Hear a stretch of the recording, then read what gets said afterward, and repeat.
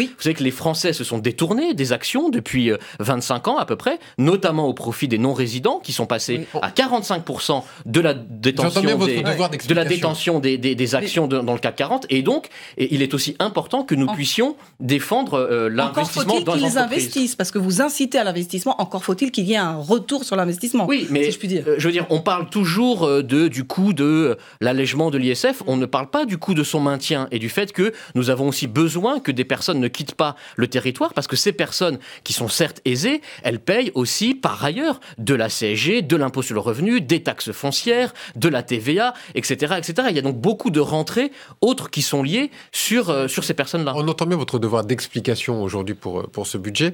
Simplement, quand on entend le Parti Socialiste, donc vous étiez assez proche quand même, vous en avez été membre, pourquoi est-ce qu'on est dans ces attaques, j'allais dire frontales, quand on parle de budget de riches, quand on prend l'exemple, vous savez, des yachts, des voitures de luxe qui vont être exemptées de l'ISF, par exemple, ce sont des symboles très forts. Est-ce que vous ne craignez pas qu'il y a une faute, peut-être, de communication de la part du gouvernement ?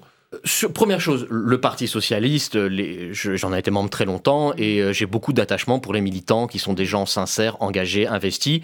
J'y ai gardé beaucoup d'amis. J'ai gardé beaucoup d'amis. Je pense que dans sa stratégie, le Parti Socialiste a tendance parfois à se complaire dans la facilité de l'opposition. Quand il est en gestion, il a du mal à se mettre d'accord entre la partie, je dirais, plus gestionnaire et la partie des frondeurs, on l'a vu. Et donc pour le Parti Socialiste, il y a une certaine facilité à être dans la critique radicale et dans l'opposition permanente. J'entends cette remarque notamment sur, vous les avez évoqués, les signes extérieurs de richesse.